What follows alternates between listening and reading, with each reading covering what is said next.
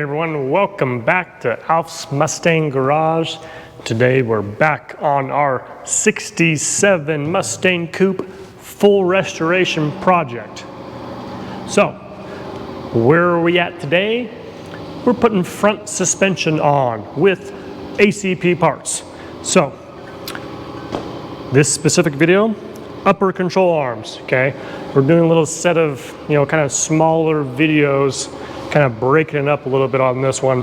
We already installed the coil spring and saddle assembly. Now we just gotta throw in upper control arms. If you're about to go through a restoration or just a general repair on stuff that's wore out on your classic Mustang, ordering the right part that fits can be overwhelming. So let me try and help you out with that. ACP, all classic parts, has been manufacturing reproduction parts for these classic Mustangs and other Fords for 35 years. We've been installing their parts on our client cars since we started back in 2018.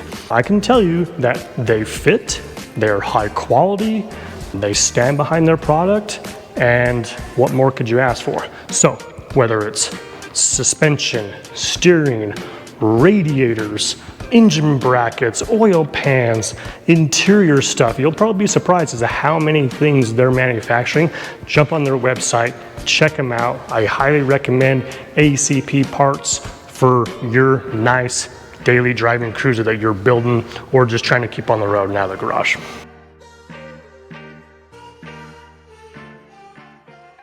Okay, with control arms, they're gonna come with a little separate package of grease fittings. These are not installed when you get your control arms. Here's a little note. This is important, okay? So install your grease fittings and then grease the bearing caps first before you install these things, okay? The ball joint has been pre-greased, but we usually will grease that after installation. So, Justin is working these in. They can be a little tricky. Why? Because you want your grease fitting to be pointed outward so you can access it down the road after you've been driving the car for a little bit, right? This is like a grease thing. This is a maintenance thing. So you want to work that grease fitting kind of back and forth a little bit until it's kind of positioned. So that's probably going to be like the hardest part about these control arms. So, and it's not like ACP specific control arms, it's just control arms in general. Okay, so we're going to work those back and forth until they line up exactly where we want them to. Quick tip, I know I said to grease it before you install it. However, you want to kind of position this before you grease it. And here's why, okay? After you grease it, it's gonna be challenging to get this to pivot once you put grease in there. Grease kind of acts as like it's like a hydraulic press. And it's already stiff. And it's already pretty stiff. So it's already a challenge to get these things to turn. There you go. If you put grease in there, it makes it so you kind of have to install it, and then you can kind of use the body of the car to pivot and get this shaft to rock. So, there you go. There. Okay, so we're just gonna test fit here. There. So I know my coil spring is up enough. Sometimes you gotta flex it just a little bit. But my coil spring is up enough that I can get the control arm in. So now we can go ahead and grease the control arm. So, all right, Justin loves to show off his Milwaukee battery powered grease gun. Obviously, we use the heck out of this thing when you work on 10 Mustangs at a time. So the grease we like to use, I know you can't see it, is the Lucas Red and Tacky. Really good high temp stuff, doesn't liquefy if it gets hot. Yes. So go ahead and grease her up, Justin. Okay. should say I'm greasing it up because it's kind of long, so I'm greasing it.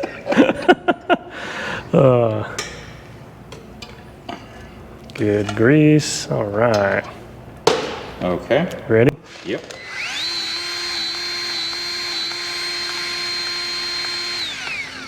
When you have a new caster, you kind of get air bubbles. Yeah. Yeah, get it. Ain't nothing Try it there? out. Try it again. Yeah. Oop, coming out right there. You're gonna grease until you just kind of like, you know, you'll barely see some coming out of here and you don't want to go any further. There's O-rings inside of these control arms, and if you just over grease the thing, you can blow that O-ring out of place. So just give it just enough.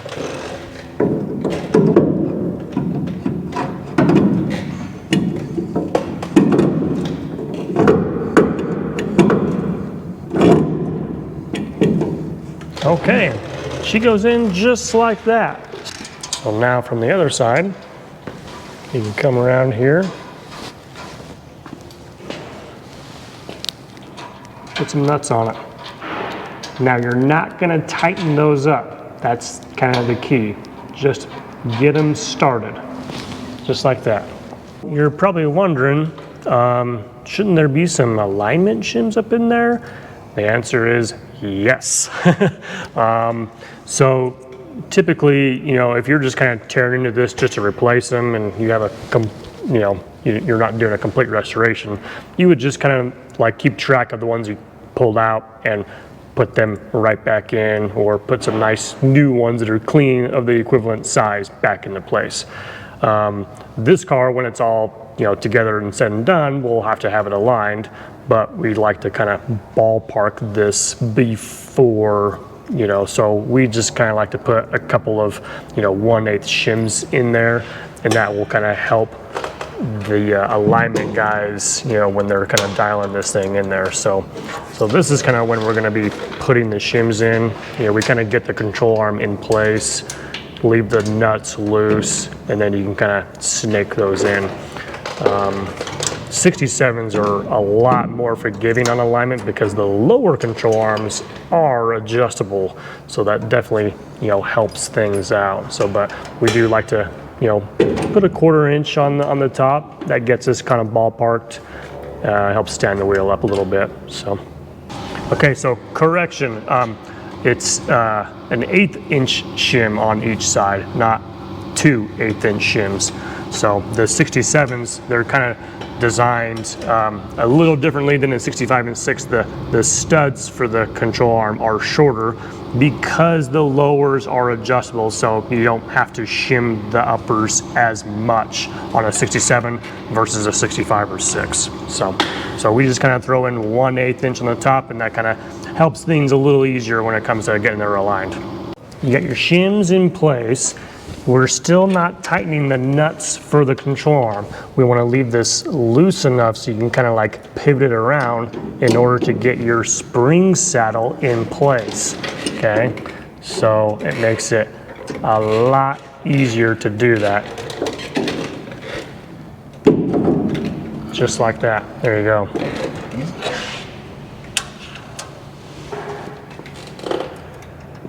And now you're gonna have your mounting nuts that go underneath on these studs here.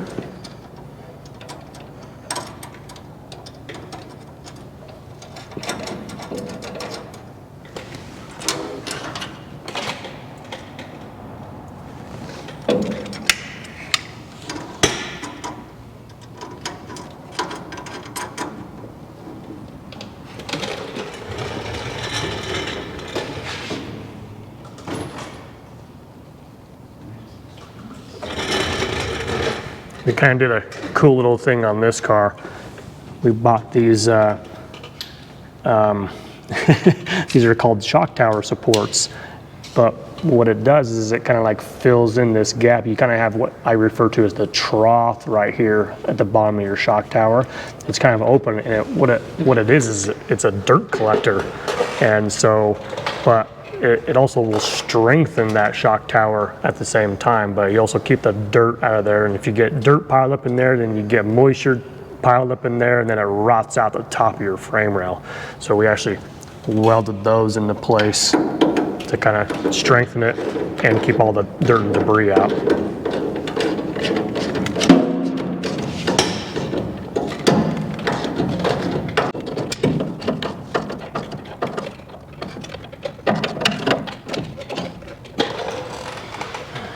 Now we can tighten. Very cool. Now we can come on this side, tighten up that upper control arm.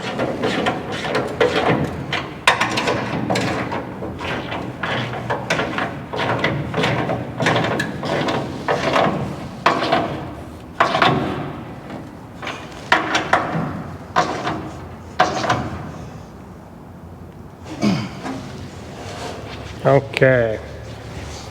Now, there is a torque spec on that stuff.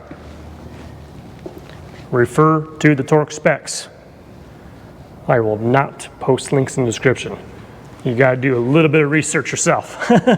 So, if you own a classic car, you got to do a little bit of research. I highly recommend investing in a service manual, a service book.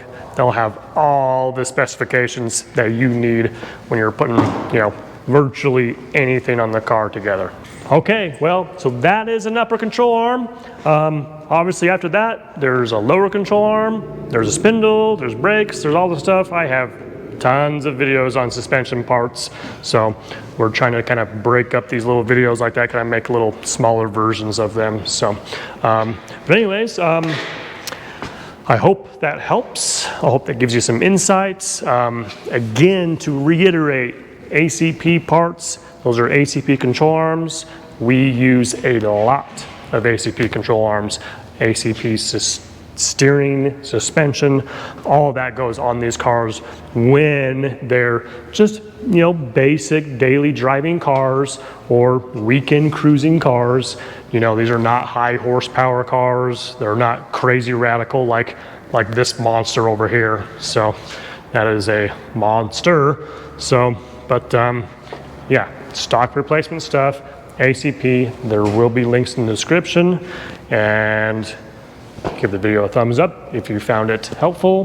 Those little things do go a long way when it comes to helping us to keep making more videos, which are hopefully helpful for you guys. Thanks, we'll see you next time.